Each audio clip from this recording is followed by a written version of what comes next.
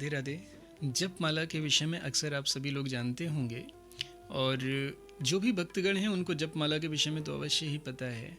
लेकिन आज हम आपको जपमाला के विषय में कुछ जानकारी देने ज़रूर आए हैं। लेकिन वही पुरानी बातें कि किस प्रकार से जप करना है, कैसे क्रिया करनी है, किस प्रकार से माला झोली पकड़नी है, ये सब आज आपको नहीं बताएंगे।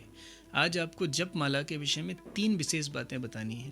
पहली बात यह है कि जपमाला कितने प्रकार की होती हैं। दूसरा कि जपमाला में जो 108 मनकों की माला है, वैष्णवों को 108 मनकों की माला ही क्यों दी जाती है।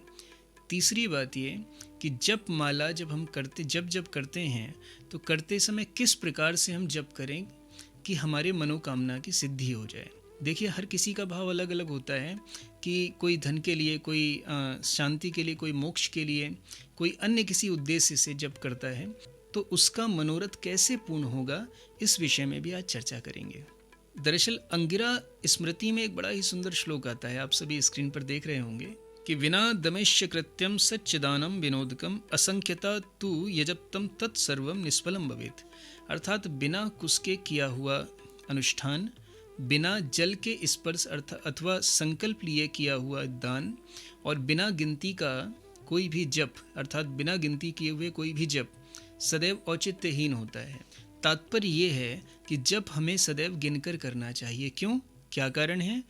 दरअसल मनुष्यों की प्रवृत्ति ऐसी होती है कि जितना ज़्यादा ये किसी चीज़ को देखते हैं, संख्या बढ़ते हुए देखते हैं, तो हमारा मोह संख्याओं से इतना ज़्यादा है कि हम उसे और बढ़ाना चाहते हैं। तो इसलिए संत सदैव ये कहते हैं कि आपको जप भी गिनकर करना चाहिए, जिससे कि आपको उसे बढ़ाने का लालच उत्पन्न होता है कि आज हमने 16 मालाएं की, कल 32 हो जाएंगी, पर उसके बाद फिर अपनी 64 हो जाएंगी, या 10,000 मालाएं, 20,000 मालाएं हो जाएंगी हमारी।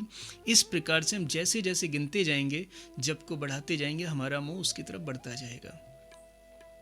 लेकिन ये जपमाला होती कितनी प्रकार की हैं?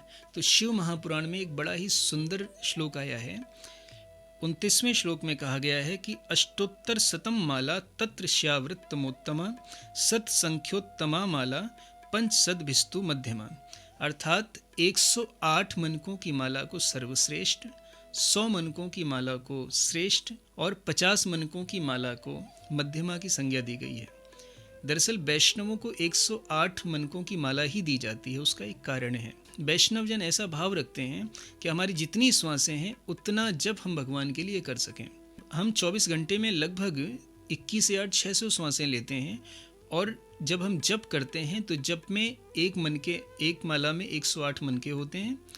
उन मनकों के साथ हम 16 मालाएं करते हैं, और 16 मालाओं में जो मंत्र किया जाता है वो या तो द्वादशाक्षर होगा या पंचदशाक्षर, अर्थात या तो उसमें 12 अक्षर होंगे या उसमें 15 अक्षर होंगे।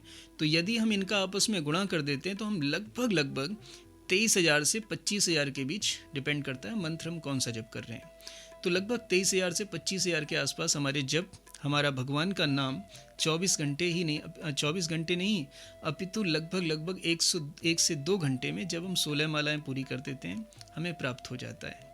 तो इसलिए हम जितनी श्वासें लेते हैं उतनी बार भगवान का नाम ले सकें, इसलिए हमें 108 मनकों की माला बताई गई है। अब जानते हैं कि आखिर हम जप माला में जप किस प्रकार से करें जिससे कि हमारे मनोरथों की पूर्ति हो जाए।